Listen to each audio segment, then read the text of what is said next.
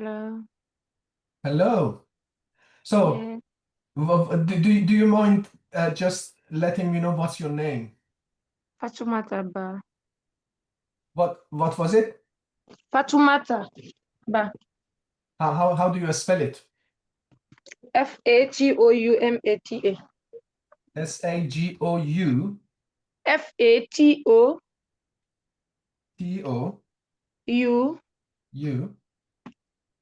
Uh,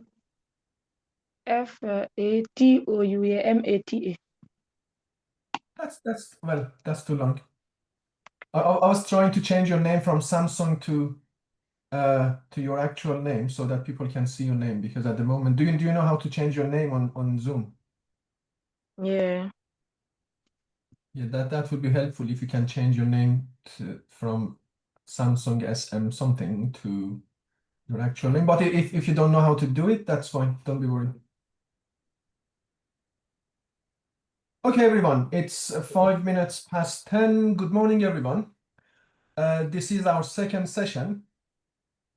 For some of you who could join us last week, you remember that we went through the basics in terms of the entry requirements for higher education here in the UK, and how your qualifications could be evaluated and compared to UK qualifications when it comes to entry to university.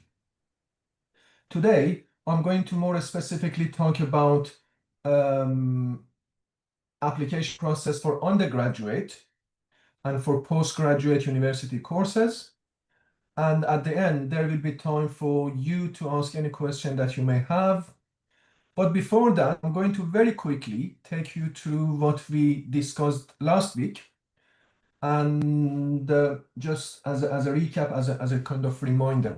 So we start our session last week with the main question: can refugees and people waiting for their asylum claim or asylum seekers go to university here in the UK or not? The answer was yes.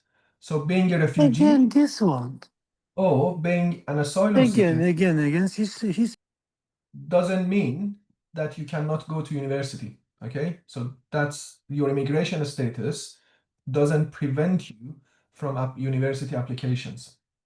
And as you can see on the slide, in the previous academic year, we had above 11,000 applications from people with refugee or asylum seeking immigration status, of which over 7,000 individuals got accepted to university. Some refugees, some asylum seekers, and some people on other kind of visas, such as humanitarian protection. So that was the first thing that we answered. The second question was about what kind of qualifications do I need if I want to apply to university, being a refugee or being an asylum seeker. And as you can see on the slide, which we went through last week, the first line at the top is for refugees. The second one is for asylum seekers. And as you can see, most people with those situations, they applied with non-UK or other kind of qualifications. So it doesn't mean that if you don't have A-levels, GCSEs, and so on, you cannot apply. Many people, they apply to university, if you look at these purple lines, with other qualifications. Most of the time, qualifications from their own countries. I hope that most of you have got the slide deck in your emails. So probably some of you have already watched the video and read the page. But if not, I would suggest everyone to read this page and watching the video in terms of access to university for refugees and asylum seekers. Then we went through the education system here in the UK. And then from the slide, I explained how education in the UK is level-based, starting from level 1, going up to level 8.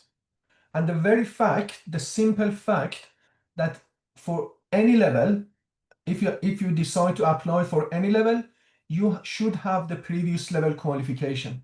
So if you apply for level 3, you should have level 2 qualification. It could be, there are many qualifications at each level. So for instance, if you have a high school diploma from your country, that could be a level 2 qualification. So you don't need to have GCSE necessarily. You can have some other level 2 qualifications, but you need it before applying for level 3. Or if you plan to apply for university, which is level 4 undergraduate, you need to have a level 3 qualification before applying. Which means you need to, if you have level 2 and you want to apply for level 4, you need to do a level 3 course first and then apply. And then last week, if you remember, we talked about access courses, we talked about A levels, we talked about foundation years and so on and so forth that you can take as level 3 to move to the next level, which is level 4. So this is important. You need to understand what is your current level, and then you can start planning for applying for the next level. Also, we talked about language. Let me just very quickly go back to the language slide. Because most of you come from countries that English is not the first language. You need to prove your level of language as well, which means you have two main evidence. The first one is the evidence for your previous studies, high school, college, university. And then the second piece of information that you need to have, the second piece of evidence that you need to have is to show your level of language. And as I said last week, applying for universities, they want you to be at this level of this red arrow here. So universities, all of them, they accept IELTS, depending on university. For undergraduate, some 5.5, some 6, some 6.5, but most of the time it's around 6. But many universities, they accept other qualifications for undergrad that are at the same level. So many universities, they accept level 2, C1 Cambridge, C1 Language Cert, Trinity, and other qualifications. So, which means you doesn't need necessarily to have IELTS for undergraduate. Depending on university, I would say 80% of universities, they accept equivalent qualifications or certificates. So it could be IELTS, but it could be functional skills, ESOL level 2, and other qualifications as well. So these are two main things that you need to think about. You need to understand where you are. And then when you do know where you are, then you can plan for your next step.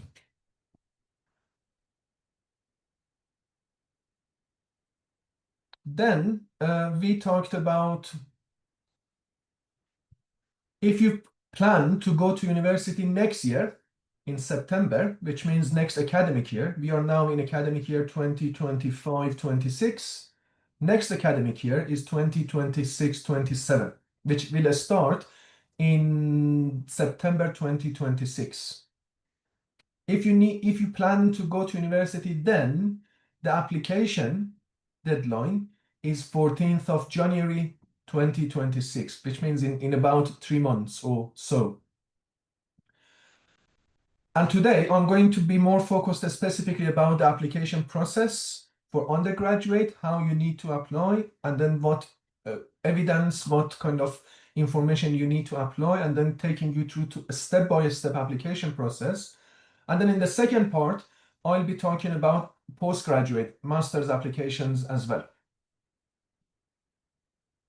So basically, these are the steps that you need to take applying for undergraduate courses, okay? All the application for undergraduate, they should be made through a website called UCAS, okay? That's the institution. That's the main place for, or the only place for undergraduate applications. So what you need to do, and I'm going to show you later on the screen, you need to open your account It's very similar to opening an account like an email, Gmail account. You need to fill the application form, which are some questions about you, your immigration status, your previous education, and so on. You need to make your choices.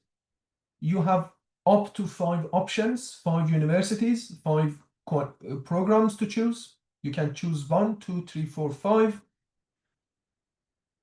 And you need to write a personal statement, which again, I'll explain what is a personal statement and what you need to write in that personal statement.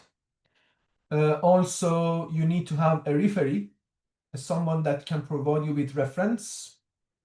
If you have any current teacher or any previous teacher, you can just pass on their details, their name, their email address, and they can provide a reference letter for you. And then there is a fee. There is a small fee of between 20 to 30 pound. It depends, but the application process is not free of charge. You need to make the payment at the very end, 25, 26, 30 pound. I'm not sure. It depends, as I said, to make your application. So I'm going to, in the next few slides, I'm going to explain each of these one by one, starting from activating your UCAS account. So when I send you the slides, you need just to follow these kind of steps by clicking on each of those hyperlinks. So if you start with activating your UCAS account and clicking on that link, it will take you to this page, as you can see. It's quite easy. All of you have some social media, Instagram, Facebook, email accounts, and so on. It's very similar. You need to start with your email, your password, and you can create your account and activate your account. And then the UCAS itself, it gives you a step-by-step guidance on how to open your account and how to activate your account. So don't be worried. You need just to start creating your account. If you have an account, you can sign in. If you don't have an account, you can register your email, first and second name, and your password. That's all you need to start your UCAS account. Once you have your account set up, then you can sign into your account. So I have one account here. Let's see if I can sign into my account for you to see.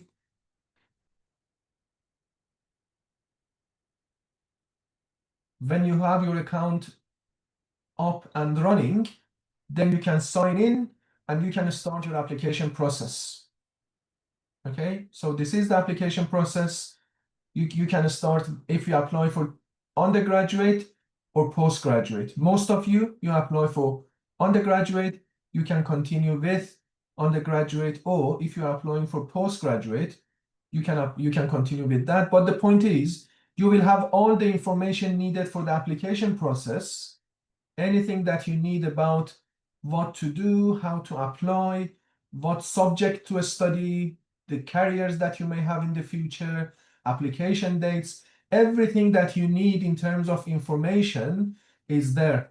So the first thing that I would like you to do today, as soon as you can after this session, is to open your account if you don't have already a UCAS account, activate your account, and start reading some of these information based on basically what you need to, the information that you need to have.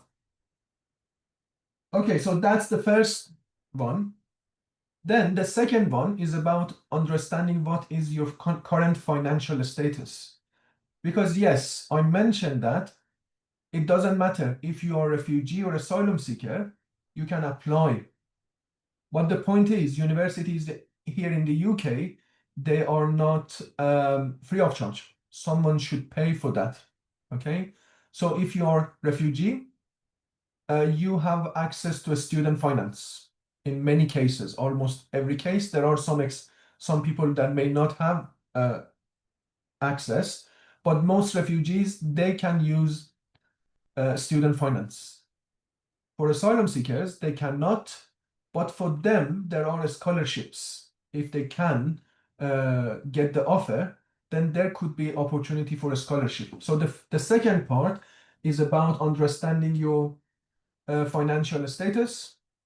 And on UCAS webpage, there are some sections about what is your current status. Are you a home student? And you can have access to a student finance, which is the case for refugees in most of the cases. Or if you are not a refugee, if you are still an asylum seeker, then what are the other options for you? So what are the scholarships specifically? So what are the scholarships that you can apply for? Then you need to choose your courses. So you have 5 options, up to 5 options. I'll explain later what you need to take into account, what is important, and how to choose what is best for you. Then you need to write your personal statement. And the final part is basically about introducing your reference, who is going to be your reference. But basically, this is all you need. At this stage, you don't need any paperwork, okay? Don't be worried if you don't have your high school diplomas, if you don't have a copy of your documents in English, if you don't have your language certificate yet, that's absolutely fine. You can apply without having them. They will give you time to provide those evidence later. So if you don't have paperwork, you need just to say, I have a high school diploma from Afghanistan. You don't need at this stage, you don't need to give a copy. You can provide it later to the university, or you don't need to have IELTS or functional skills now. You can apply saying that I'm preparing myself to have that in March or February or April next year. That's absolutely fine. Universities will consider your application. If they see that you can do it, they give you something called conditional offer, which means you can come and study with us, but you need to provide evidence of your language, your qualifications by next year in April, May, June, probably. So these are all you need. I'll talk about scholarships later, but what I would like you to think about is many students, they keep asking about what should I study in university? What are the best courses that I can have to most of the time to find a good job? So first of all, my suggestion is you need to study what you are interested in, okay? That's the main point. If you are not interested in a topic or in a subject, that would be very difficult to succeed in that particular topic. So start with something that you are interested in. But at the same time, there are other things that you need to think about the future job opportunity, in terms of the universities that you can go to, in terms of where do you live, in terms of the finances, in terms of the how long will it take for the course. So these are all the points that we are going to think about one by one. So first of all, think about what university is the best university for you, okay? And most of the time, this is the university in the city that you live. Because for many of you, you may live in London, or you may live in Manchester, or you may live in Brighton or Bristol, and you don't want to move that far, I'm not sure, going to Newcastle or going to Liverpool or going to somewhere else. You have family, you have work, you have community, you have friends that you would like to stay around them. So start with thinking of which universities, which cities, which towns you would like to go to university.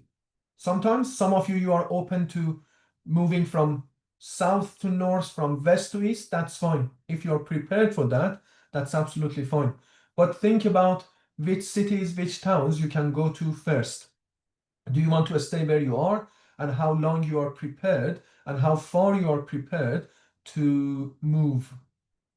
Then some universities, they have a specific support. They have scholarships for refugees and asylum seekers. So you need to think about is there any specific support in that university for you or not? Particularly if you are thinking of a scholarship. Not every university gives a scholarship to asylum seekers. If you are an asylum seeker and you are thinking of applying for a scholarship, then you need to only apply to universities with a scholarship. I'll show you the list later. You need to go through the list and only choosing from those lists. Some of you may think about the quality of universities. Some universities are better in terms of the quality and rank and quality of education. And you need to think about all of them. And you need to decide, okay, these are 2, 3, 4, 5 universities that I have in my list. Okay, now you have a list of universities. Then you need to think about what you would like to study and also thinking about your immigration status and finances. As I said, if you're a refugee, you may not have issue. Most of the time, you can apply for student finance. The main issue for a student finance for refugees could be if you have undergraduate degree from your country and you want to study another undergraduate here, you cannot have a student finance. If you have a master degree from your country and you would like to study master here, you cannot have a student finance. You can only have a student finance for a degree that you don't already have. So which means if you have high school diploma and you want to do undergrad, you can have. If you have undergrad, you want to do postgrad, you can have a student finance. The only thing that you cannot a student finance for is studying the same level. You cannot do another bachelor, another undergraduate, or another master degree. So have that in mind.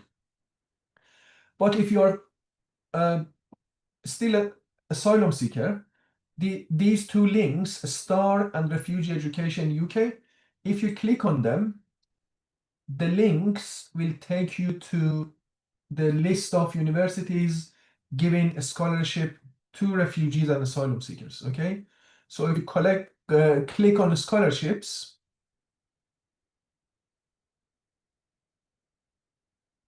you will see the list.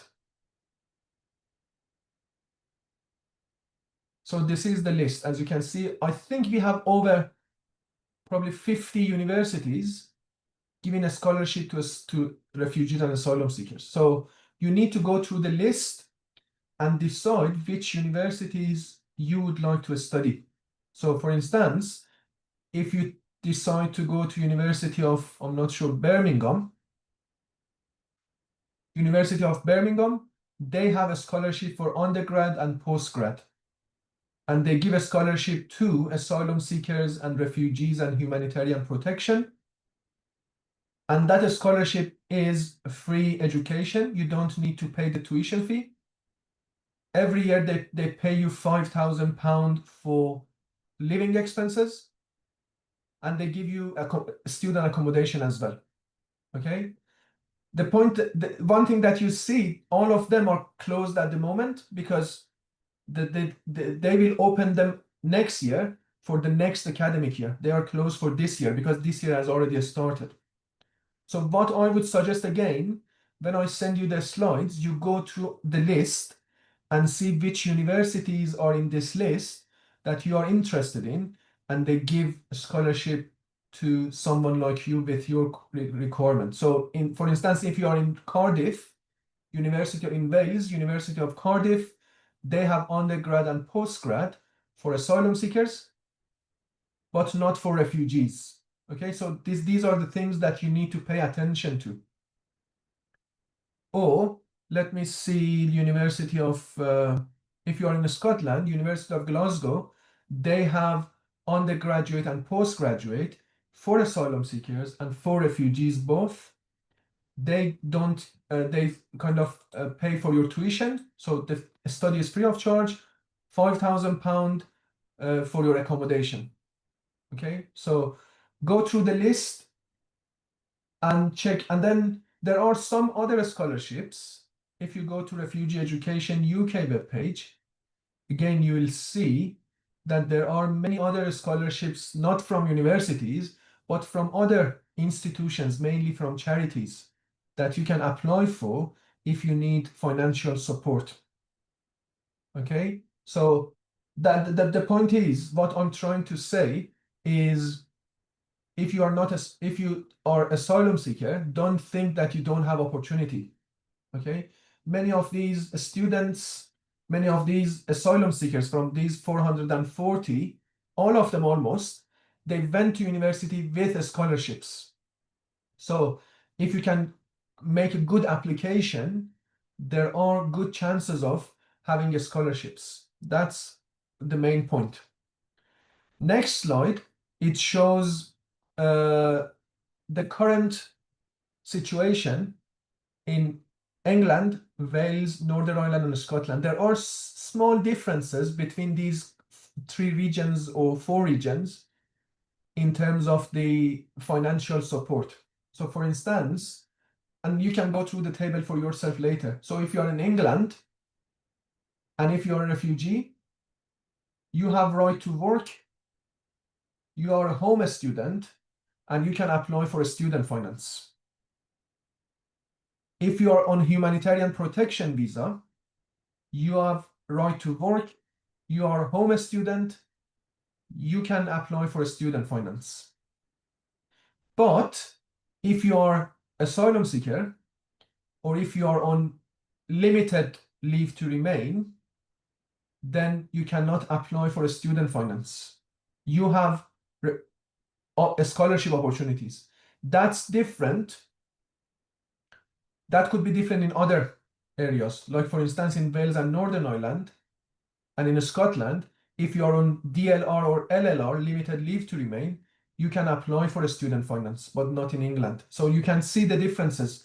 For every one of you, you can go through the table based on where you live, based on your immigration status, and find out what is your financial situation. If it's green tick, you have no problem. If it's not green tick under finance, you need to apply for scholarships, okay? But you still can apply for university and you have good chance. There is a video here. There is a very good video in terms of how to deal with your financial situation. I suggest if you have any question, just watch those videos. It answers most of your questions. I'm just going through the chat box to see if any question was there, and then I'll continue with how to choose what to study.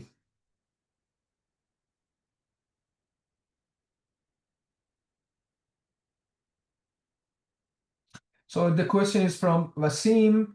He's a dentist, IELTS 7 and oral exam to be qualified in the UK, but at the same time, I'm looking for a scholarship for asylum seekers to study a master's program.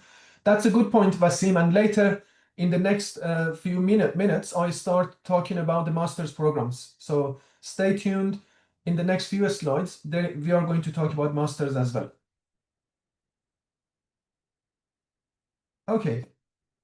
So the next point, so you know now that what you would like to study, in which universities you would like to study. So you need to have, in the UK, we have hundreds of universities.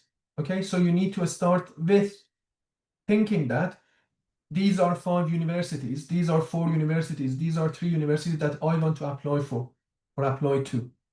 And most of the time, it depends on the support. It depends on, do they have a scholarship for asylum seekers or not? If you are a refugee, you have more options. The next thing is about different courses and different programs. Different universities, they have different courses, and even for similar courses, they have different entry requirements, okay? Don't think that all universities, they have the same requirement. Some of them, so for instance, if you plan to study computer science, University of Manchester may ask you for IELTS 6.5 or IELTS 6, but some other universities may ask for IELTS 5.5, okay? Also, some of them may say you need to have GCSE A-levels. Some may accept other qualifications as well, like BTECs or access courses. So you need to go and check for entry requirements for each university because they could be different. I added two websites here, one What Uni and Discover Uni. Both of them very good websites when it comes to finding information about each course and each university. So if you go to Discover Uni, which is a government website, as you can see, you can search for, let's say, nursing. And you can check the university, which university you would like to study in. For instance, I'm going for, I'm not sure, let's see if I can find a university in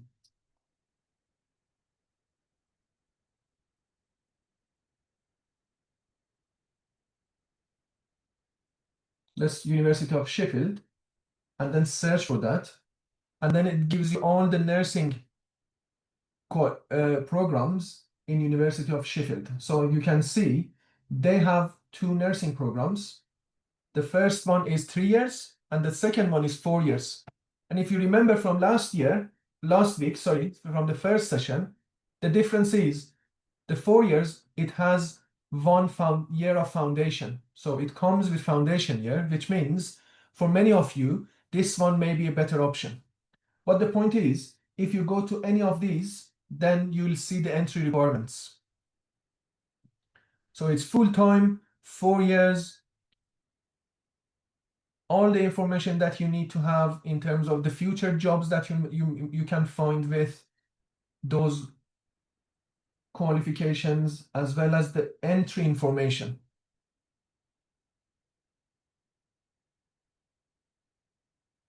So these are the kind of qualifications that the students use to go to this course. As you can see, most of them, they have A-levels, but they accept access courses as well. So which means if you do access course, you have a chance of applying for that. And then there are other information. Again, the main point is that What Uni give you the same kind of information. Different universities, different programs. But the point is, if you want to study nursing, if you want to study computer science, you need to check different universities and see which one is better for your entry requirement. Because some universities may not give you the offer, but others may give you the offer for the same course. I'm going to show you this one. For instance, for business and management, a student like me, say, for instance, Amir, I may have good chance of going to Coventry University with my qualifications, with my level of language, but I don't get any offer from King's College because the requirement there is higher. It's same for engineering. So universities, they may have different entry requirements for engineering based on their criteria, and same for the healthcare. So you need to choose which university is the best university based on your current situation. Then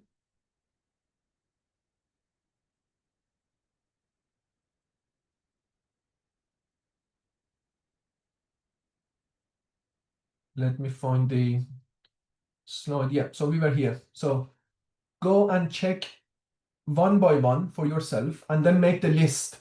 3 universities, 4 universities, 5 universities, and these are the 5 programs that I would like to apply for. There are some universities that specifically in more diverse areas, in larger cities, that you may find it easier to study there. So that's something also to have in mind, okay? Universities with more international students in larger cities, they are more supportive for people from other countries most of the time. So they have student unions, they have different type of communities that you can join, and you may find it easier to find support and help in those universities. Again, something to have in mind. Usually, STAR, Student Action for Refugees, student universities with a STAR group, these are kind of universities that you can find more supporting. So one thing that to check is if you plan to go to this university, check is there any star group in that university or not.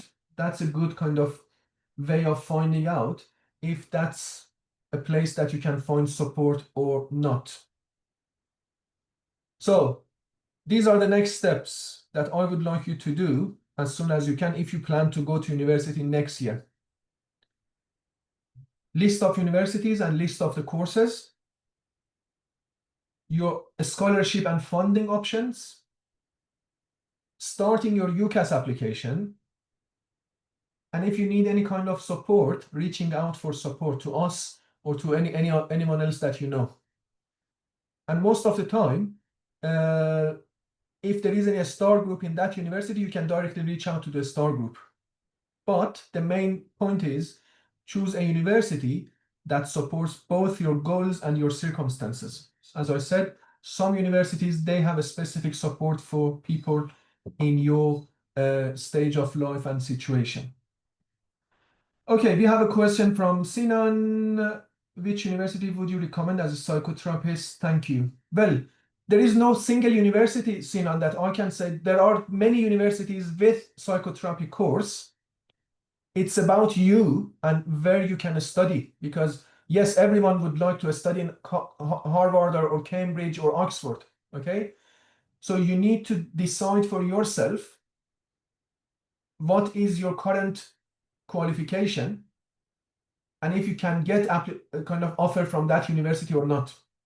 Also, you need to think about if you live in London, University of Edinburgh is one of the best universities in the UK, but that's like 8 hours journey from London. Can you go to Edinburgh, or do you need to stay in London with your family where you have job and so on?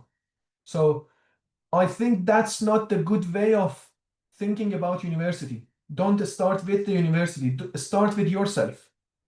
I want to study in these 5 cities, in these areas, then start searching within those universities. Because in every area of the UK, we have good universities, we have normal universities, and we have low rank universities, okay?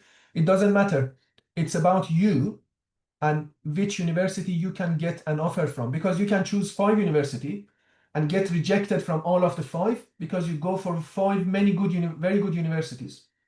But if you apply for 5 like middle rank universities, you increase your chance. And that's something that you need to have in mind. Don't always go for top universities. Have a range. Be realistic, okay? You know yourself. Are you in that Cambridge Oxford level? If yes, apply. If not, just go a little bit down the rank and apply for other universities. We have a question. If you are in asylum center now, Sinan, you need to stay there because you don't know, you cannot move, okay? If you get offer from any other university, you cannot move. You need just to apply in, if you are in Bristol, apply to University of Bristol and apply to University of West of England. If you are in London, apply to universities in London. If you are in Manchester, apply to universities in Manchester. And that's something to have in mind. If you have your refugee status, you can move.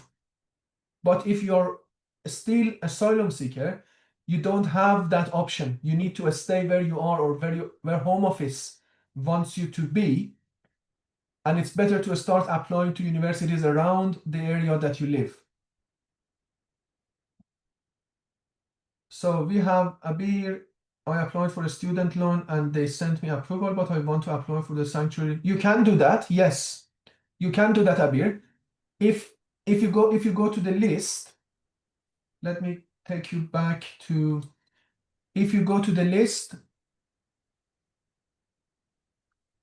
there are many universities that they offer a scholarship to refugees. So the fact that you have student finance option doesn't mean you cannot apply for a scholarship.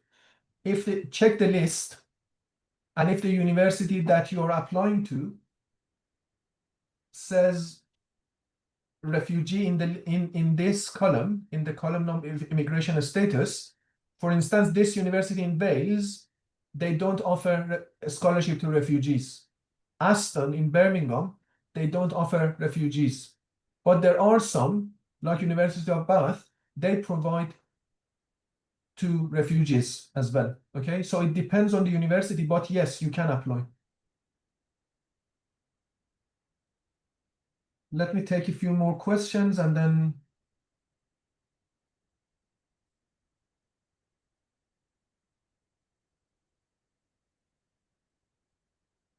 well, if they that's their condition, that's their condition. Like I said, the condition could be different from university to university, but as you've noticed, there are universities who offer scholarship to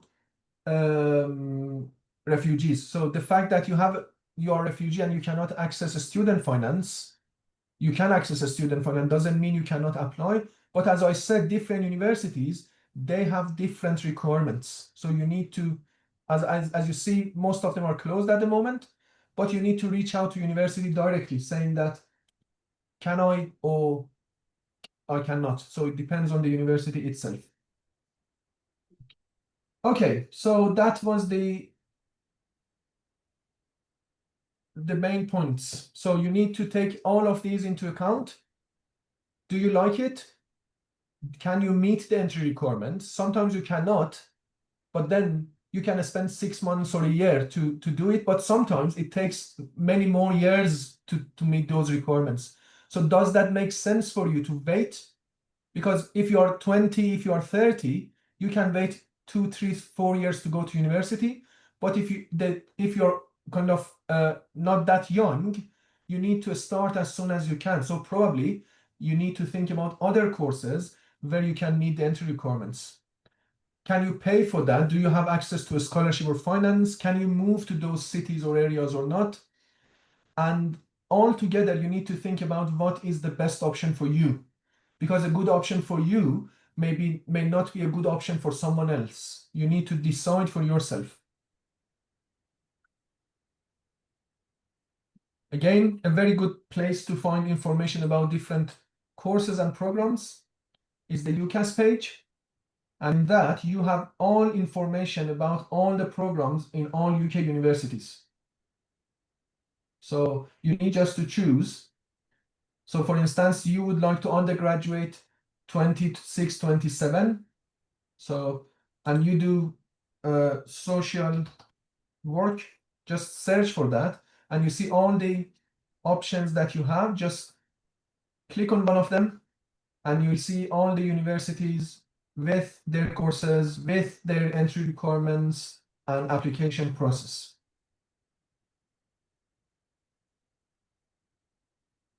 The second thing that you need to have is to write a personal statement, okay? So in the application process, there are 3 questions that you need to answer when it comes to personal statement. I added a link to a very good video which explains how to develop your personal statement. But these are the 3 questions.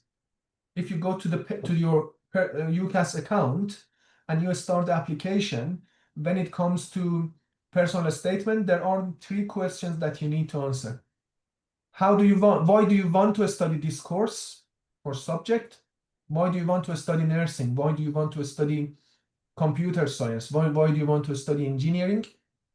The second question is how your qualifications and studies helped you to prepare for this course or subject.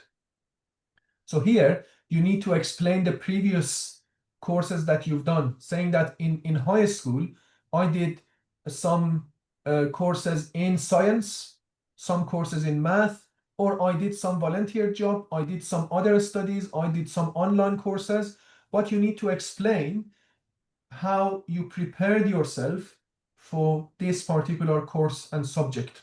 That could be volunteer work, online courses, offline courses, university courses, college courses, high school courses, reading books, anything, online courses, anything. And then what else have you done to prepare outside of education? And why are these experiences useful? Again, here you can add more examples of I've done some volunteer work in my community. I studied some more books. I watched some documentaries. I worked with some research groups. So, but basically, these are the 3 questions that you need to prepare first before starting the application. I added a link here, which takes you to the UCAS webpage. And here you can find all the information and support that you need to write your personal statement. Okay, so it starts with the guidance, the video, and then each of the 3 questions. And if you click on each of them, these are the 3 questions that I shared with you. It explains what you can write under each question. Okay, it gives you some ideas and information. And this is the 3rd question. So what you can, when it comes to extra work, you can talk about work experience, employment, volunteering, personal experience, other kind of activities, achievements, post-education activities. So it's not difficult, okay?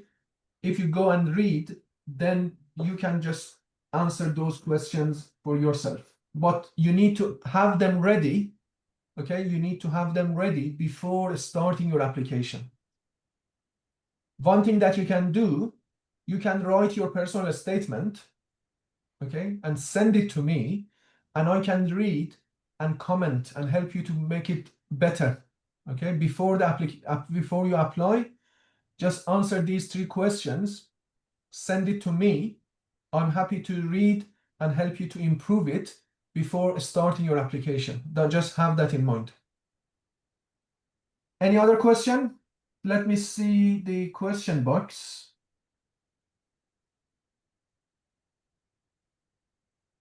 Okay, Mark, what's the difference between refugee and asylum seeking, and what does the undergraduate include? Okay, very good question. So undergraduate, that's, so when you go to university, we have 2 levels. Undergraduate, this is bachelor. So Bachelor of Science or Bachelor of Education, BHC or BA, which is here, level 4, 5, and 6 bachelor degrees. And then after that, it's master's. So which means postgraduate and PhD. So undergraduate is bachelor, postgraduate is master and PhD. That's that. The difference between asylum seeking and refugee is about your immigration status. So if you applied for asylum, but you don't have your refugee status yet, you are asylum seeker.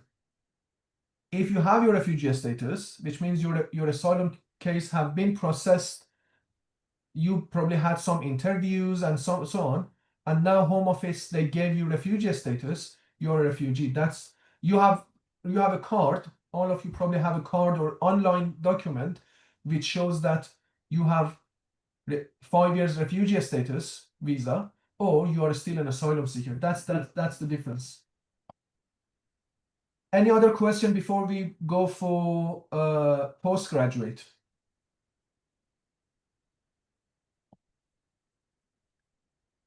There is a file that I'll send to you. Let me see. I send you a file which shows you. I'm going to share that file here as well. Let's see if I can find it.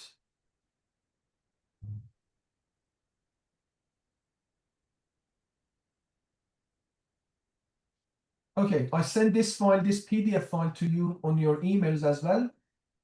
And as you can see, in this file, it shows you the step-by-step UCAS application. So when you open the UCAS application, that's like this.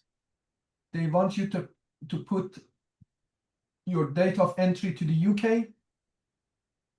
They ask you about, do you have settled or pre-settled status?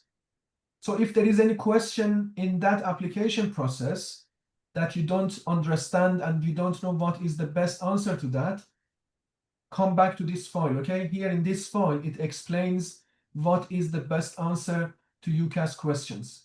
But that's quite easy. Most of the time, you wouldn't have any issue filling that form. But if there is any issue, just come back to this form and it shows you what is the answer and how to find the best answer and right answer for that question. Okay, so the second part is about some of you have some undergraduate or qualification from your countries. You have bachelor degrees, BSc, BA from your country of origin or any other country, which means you went to university for 3 years, for 4 years, and you have a piece of paper which shows you have an undergraduate degree.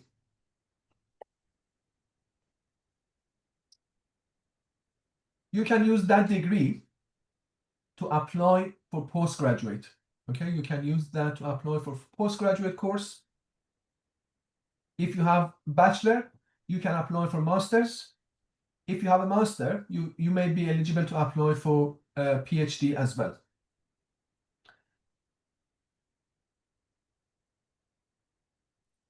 Okay. So for master courses in the UK, we have 2 types of master course, PGT and PGR. There are some master courses that you go, they are similar to any other course, okay? You have some lectures and you have some seminars and you have some exams and assessments at the end. But here in the UK, there are some research masters as well, which means you don't go to class, you don't do seminars and lectures, you only write a dissertation. That's not something that I suggest to you. It's just there for you to know and to understand the opportunity. But most of you, if you would like to study masters, you would like to study postgraduate taught PGT, which means going to university every week, once a week, twice a week, and then having some lectures and then having some exams and then writing a dissertation and then graduation.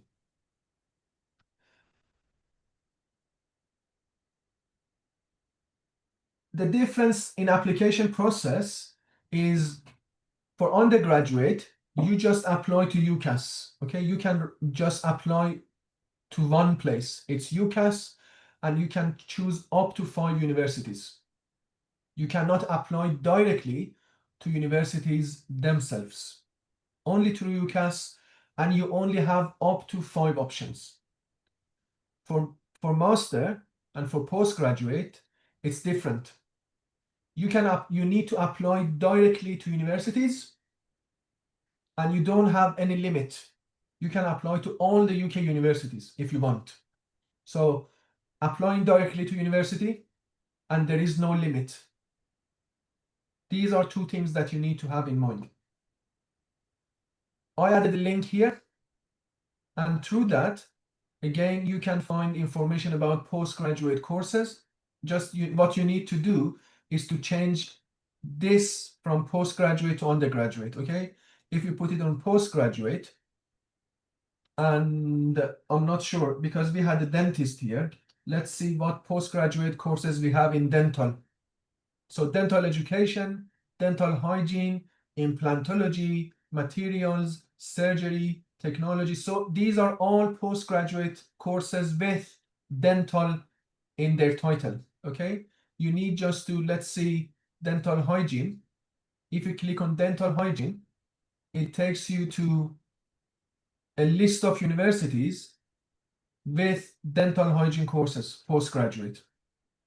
Okay, as you can see, almost all full-time postgraduate courses in the UK are 1 year, 1 academic year, 12 months or 9 months. And these are the options that you have. So you have University of Portsmouth, you have Newcastle, you have Dundee in Scotland, and you have, again, another course in Dundee. Then, if you click on each of them, you will see the entry requirements and the application process. And you need to apply to each of them one by one. There is no limit. You can apply to all the 4 or just to one.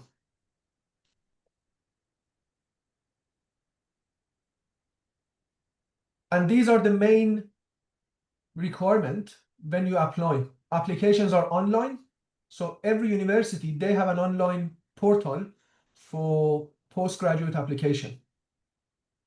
So for instance, if you decide to apply, let's see, University of Portsmouth, if you go here,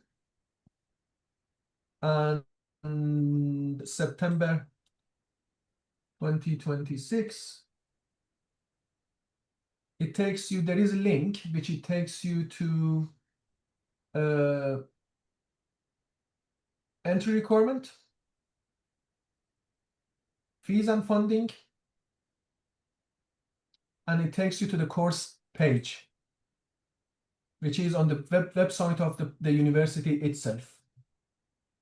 And then here, you can start your application process. So every university, they have their own application website. You don't need to go to UCAS or anywhere else. You need to find the university, the course, and on the course page, you can start the application.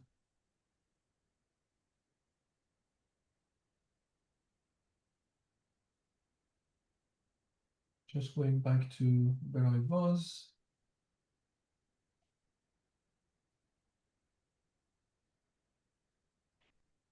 Okay, so you need to have an undergraduate degree from your country. That's fine. It doesn't need to be here from the UK. If you have work experience, that's helpful. That increase your chance. But if you don't have, not a problem. You can still apply. And then you need language. Okay, these are the two main one.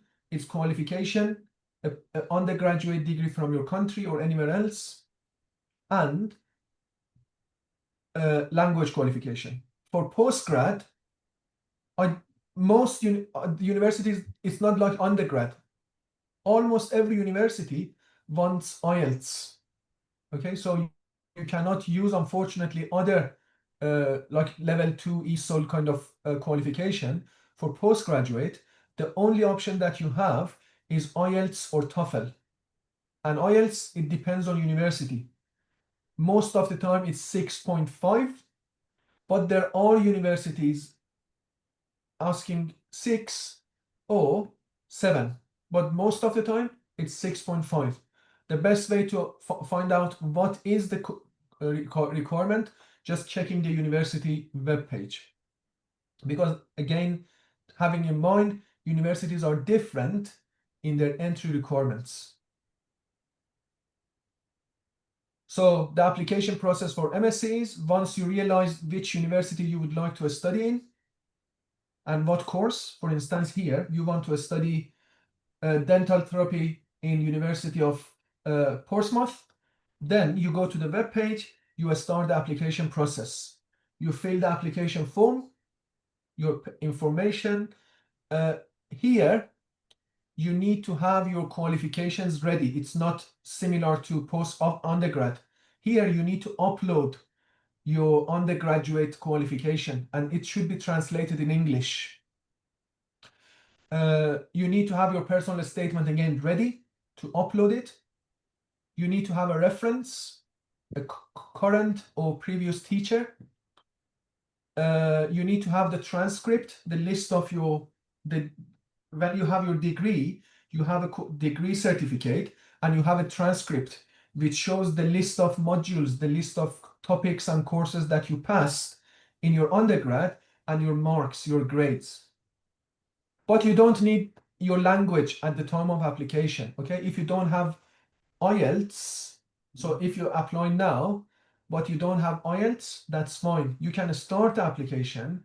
Universities, if they go through your qualification, if you meet the requirements, if they can offer you, they give you a conditional offer.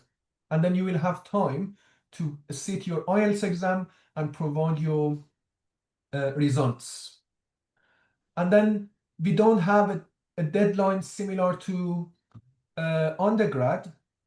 For postgrad, you have more time, okay? So if you plan to go to university in September next year, you have until like 2 months before that, 6 weeks to 2 months.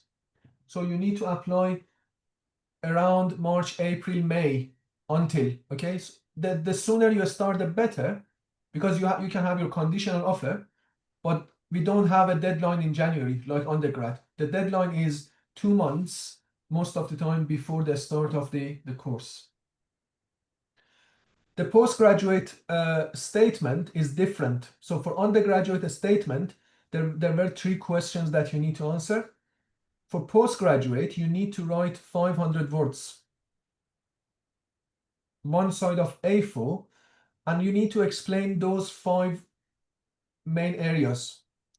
Why you apply to that program, why you are a good candidate, what you have done to prepare yourself, what kind of skills, previous jobs, previous experiences you have, and what are your goals? What would you like to achieve after this course?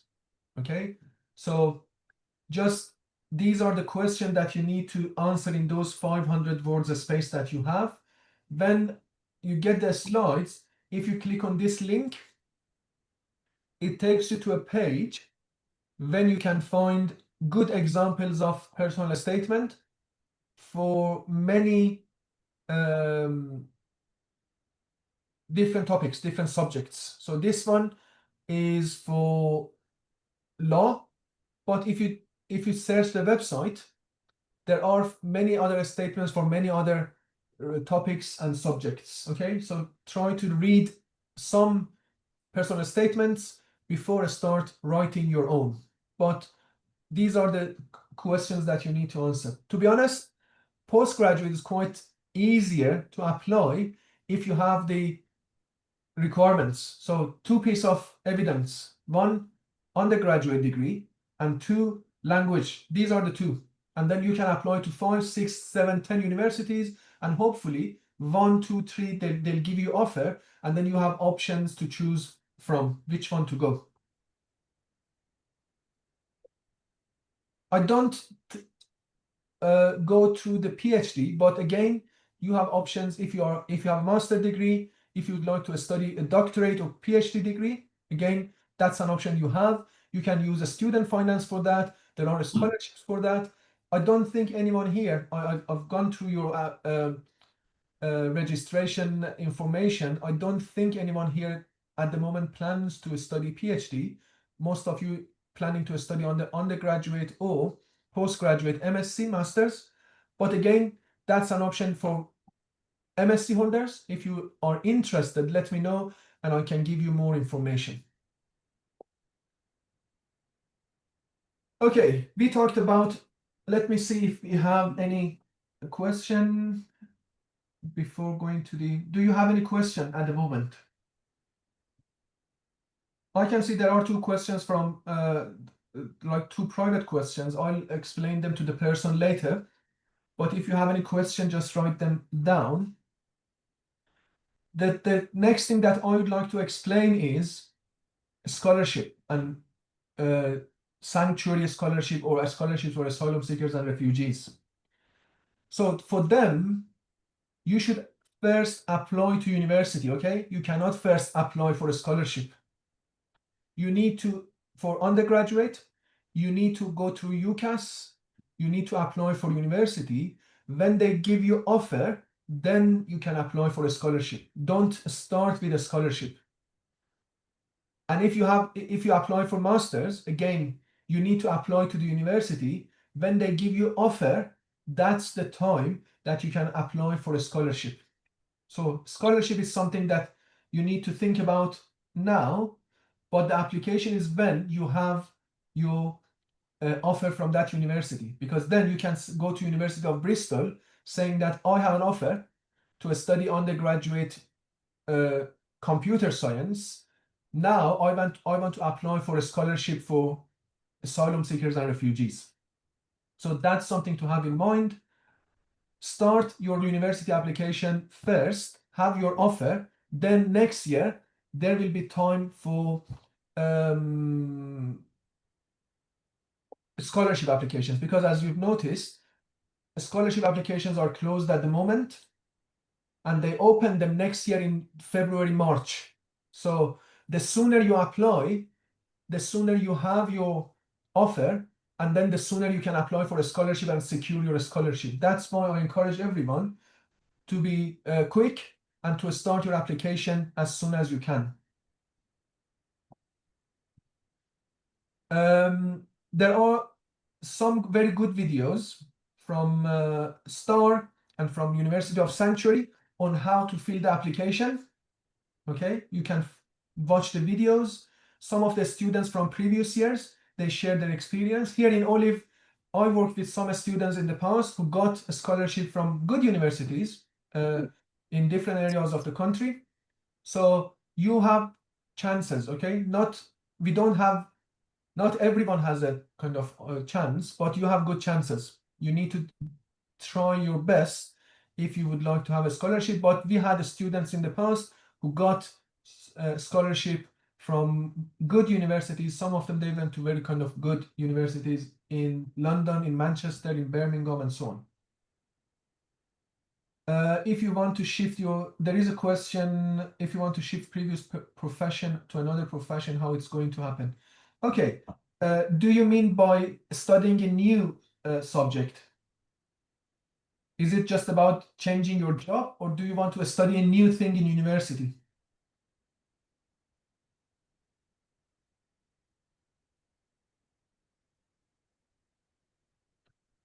I'm just waiting for the person to answer that question. But basically, it's not a problem if you studied something else in your country and you want to start a new subject and new topic here. It's easier if you continue. So if you studied nursing in your country, it's easier in terms of application process to continue with the same thing. But there is no, from pharmacy to nursing is not that difficult because they are in the same healthcare sector. They are kind of healthcare related.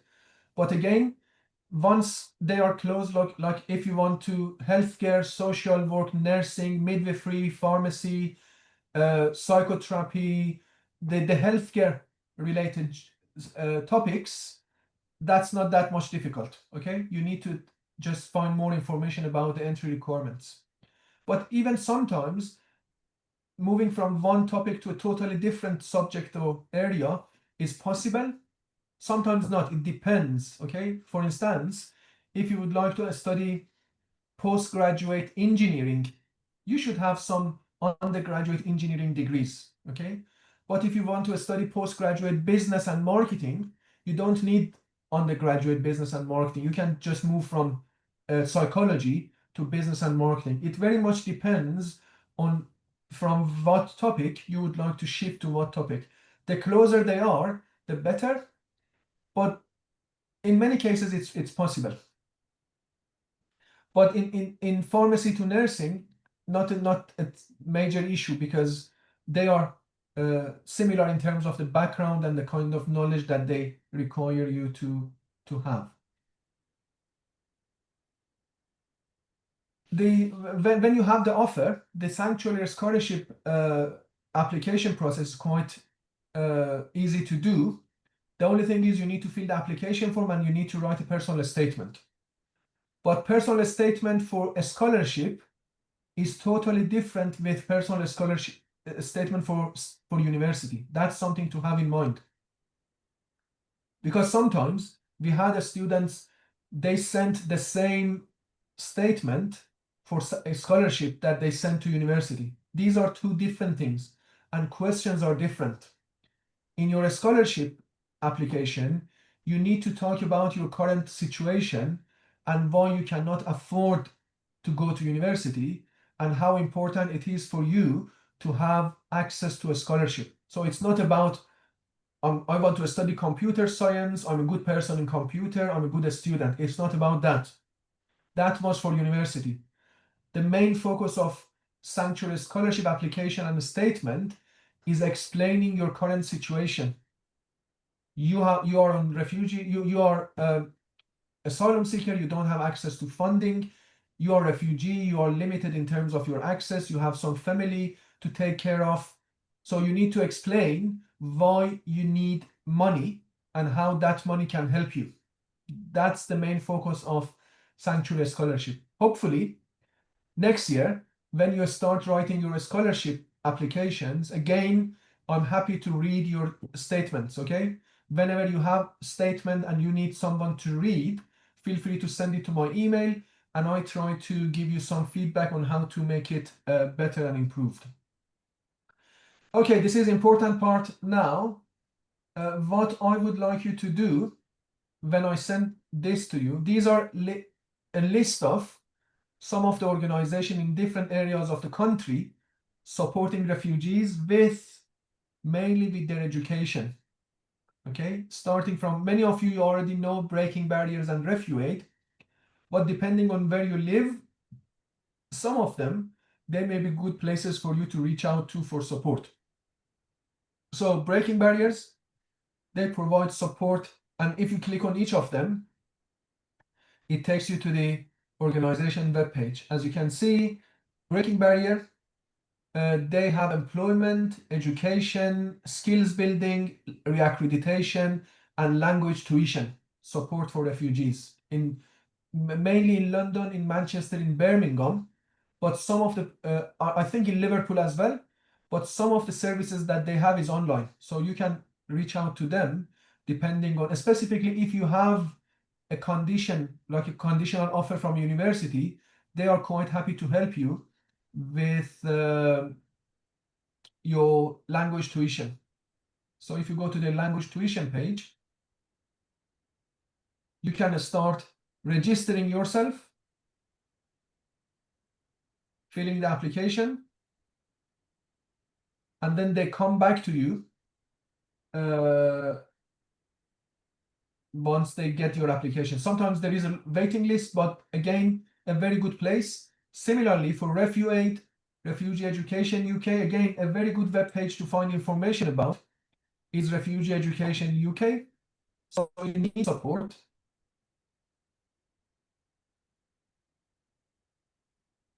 On access to school, if you haven't finished your GCSEs, you need to access to a school, you need to access to college, you need to access to university, access to mentorship, training, just go to their webpage. And for instance, access to university, here you can check, for instance, I applied for asylum, and then they give you information about application to university for asylum seekers. Or you can click on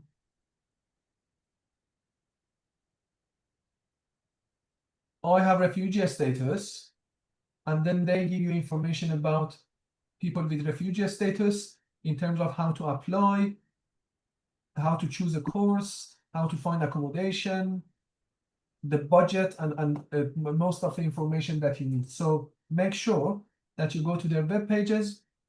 Something else that I would suggest everyone to do, it's very important to have the latest information and opportunities, because as you've noticed, there are many courses, there are many scholarships, there are many preparation, there are many universities giving opportunity to people with similar immigration status as you are, but you don't know how to find them, and you don't know where to find them. A very good way of being aware of the latest information and opportunities is by joining mailing lists. Okay, so if you join mailing lists, then you don't need to search. Every week they send you a list of the latest opportunities, and these are the 4 mailing lists that I would suggest everyone to join as soon as you can. So when I send you the slides, you need only to click on each of these links. So click on a star, for instance. It takes you a page. You need just to put your name and your email address and join the mailing list. And every week, they send you the latest courses, latest opportunities, latest meetings, everything about going to university for refugees and asylum seekers. And you can do the same by joining RAUK, Breaking Barriers, and REN. And REN is another very good organization when it comes to employability. Next week, we talk about employment and job-related training. But again, a very good mailing list to join, not to miss any opportunity, because there are many opportunities, but many people, they are not aware of them. So for next week, I would suggest everyone to go through these lists, joining those lists so that you have information in your mailbox. I suggest everyone going through these web pages and see which kind of support is suitable at the moment for you and reach out to those organizations. And also start your UCAS application if you would like to apply for UCAS. And if you have any question about UCAS, any issue with UCAS, next week you have time to ask those questions. But start your UCAS application or postgraduate application. You may have issues. You always can come back and ask for those issues to have help with. For my email address, for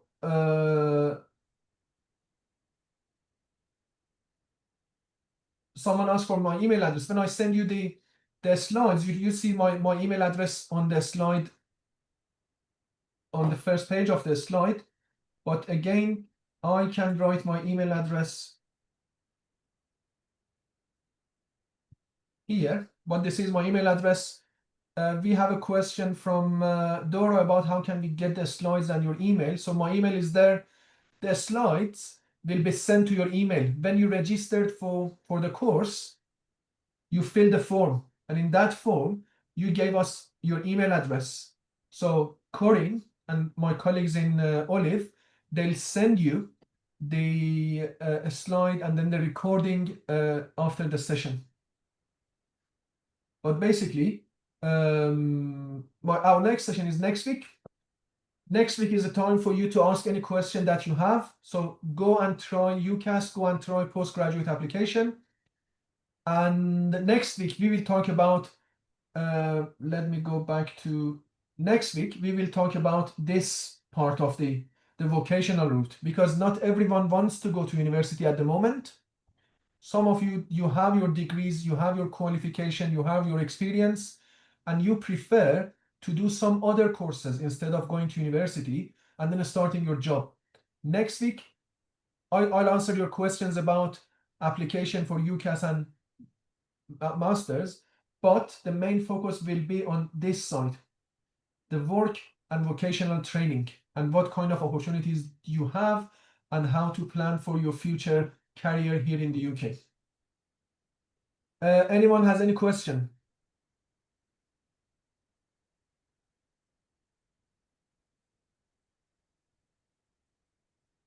Again, make sure that you join these mailing lists. That's important. And make sure that you check these websites. It's, as I said, there are many opportunities, but most of the time it's you need someone to support you. You need someone to help you. You need a mentor, you need a coach, you need an organization to help you step by step, because there are many questions along the way. One thing that I would suggest to everyone is to make connections and links to one of these organizations as soon as you can. The first stage,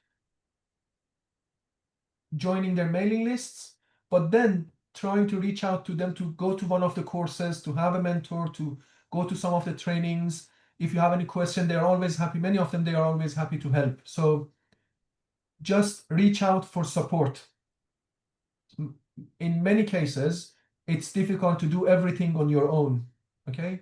Support is there, reach out, and there are many people there happy to help you with your university application, college application, school application, job application, and so forth.